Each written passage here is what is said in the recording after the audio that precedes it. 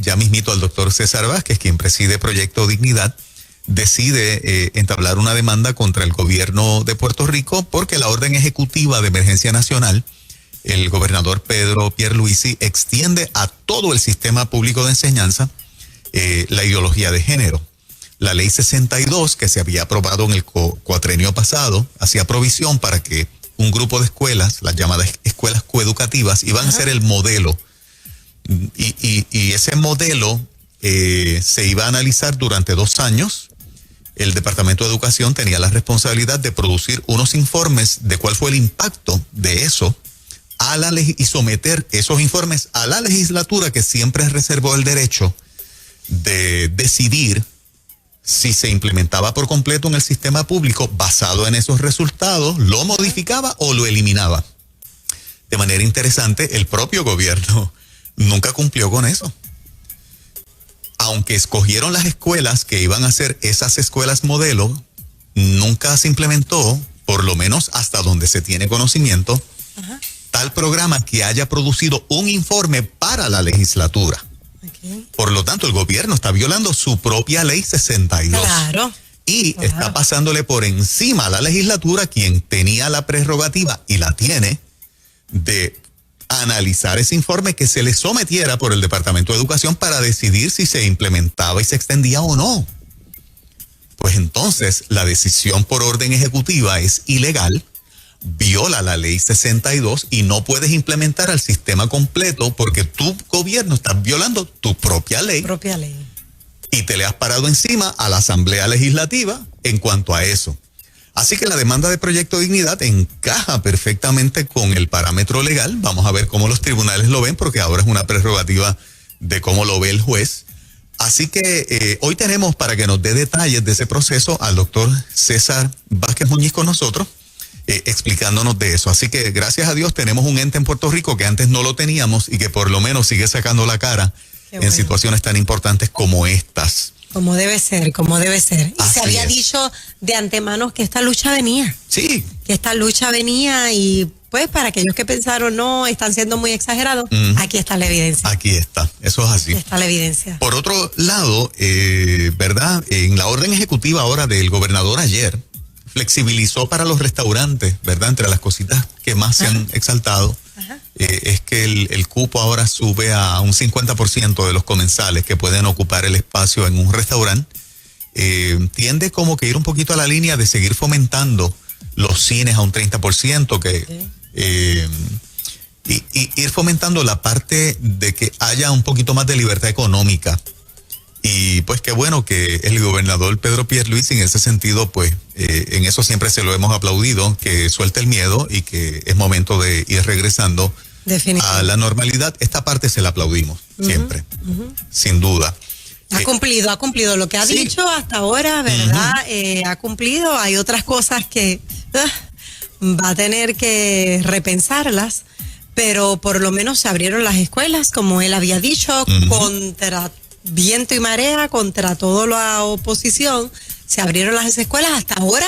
Entiendo que está funcionando, ¿verdad? Las pocas que han abierto. No he escuchado nada que haya sido grave o que, ¿verdad? Se haya exaltado de ninguna manera, ningún ejemplo de que haya sido, ¿verdad? Complicado o imposible. Ya para la semana que viene vamos a tener una idea un poquito más clara y lo vamos a estar, ¿verdad? Pendientes para discutirlo con ustedes, los oyentes de 97.7. Recuerden que este segmento comentamos la noticia como usted la comenta. Nosotros no somos periodistas, no somos analistas, somos gente común y corriente como ustedes, que simplemente estamos pendientes a lo principal que pasa de acuerdo a nuestro foco, y alguna de esas noticias no la podemos compartir todo, el tiempo es muy breve, las compartimos con ustedes. ¿Viste cómo se le ha complicado la situación a Andrew Cuomo, el gobernador de Nueva York? Lo vi también. Se le está virando la tortilla porque los propios de él están diciendo, papá, te tienes que ir. Ya el pueblo no confía en ti, la credibilidad se te fue al piso. Este fue el hombre que levantó su voz contra el cielo. Contra el cielo dijo, no vengan a adjudicar ahora que fue Dios el que hizo que los casos disminuyeran en aquel momento dado. Exactamente. Qué fuerte. No le atribuyan que esto pasó por Dios. Qué bravo. 65 demócratas le están pidiendo a Cuomo que renuncie contra 56 republicanos. Tú sabes, tu propio partido que piensa como tú en un montón de líneas, diciéndote, papá, y como él no ha renunciado, la última noticia que vi anoche es que están considerando un proceso de residenciamiento. Lo hay para los gobernadores también. ¿O sí? Ajá.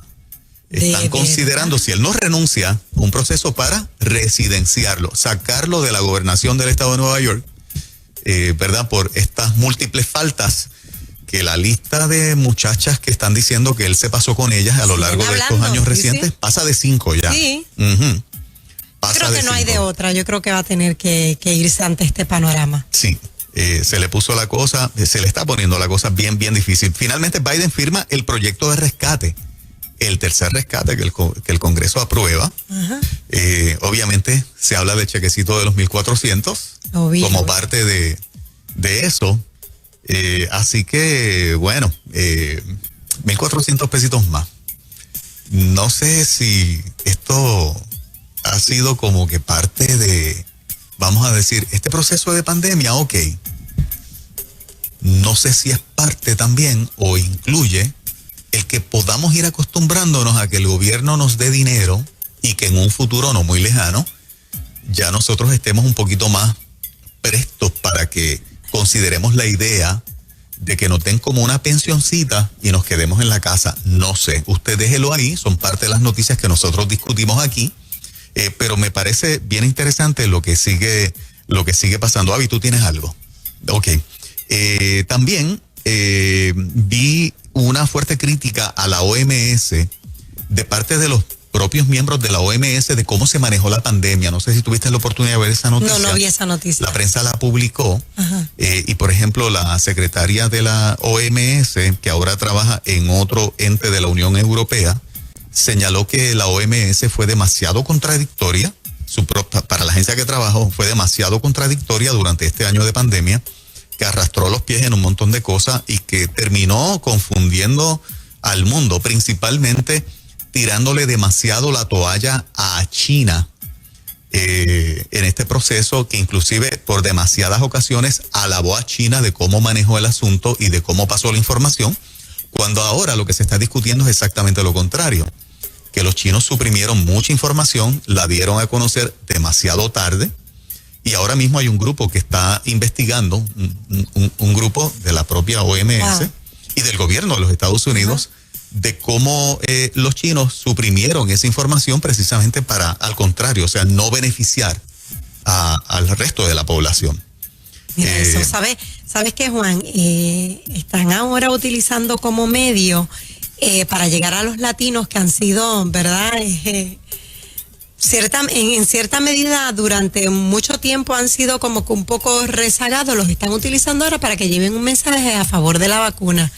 Estuve viendo este fin de semana una entrevista a una influencer, ella es latina, y entonces ella estaba en entrevista en Instagram con él desde Casablanca, y eso le dieron una promo como 2 semanas. Ella estuvo diciendo, no lo puedo creer, me escogieron a mí para hablar con el doctor Fauci. Entonces estaban en un live y el mensaje era, obviamente están escogiendo figuras latinas, y entonces como que para limpiar, pienso yo, la imagen.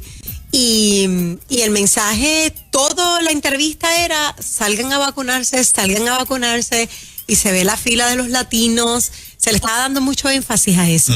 ¿Por qué lo están haciendo de esa manera? No sé, pero están escogiendo influencers para que ellos sean los que lleven el mensaje. Hay un clip corriendo de un periodista de CNN entrevistando a Anthony Fauci hace unos días nada más, donde el periodista le pregunta cuál es la base científica para todavía mantener el lockdown a como está, o las restricciones, ¿no? A como está. ¿Cuál es la base científica para hacerlo? Anthony Fauci no le pudo contestar, ni pudo citar ninguna base científica para mantener las restricciones todavía hasta donde están. Simplemente se limitó a decir que pronto el CDC seguiría liberalizando, ¿no?, el asunto de las restricciones, y que todo en algún momento pues regresaría a la normalidad.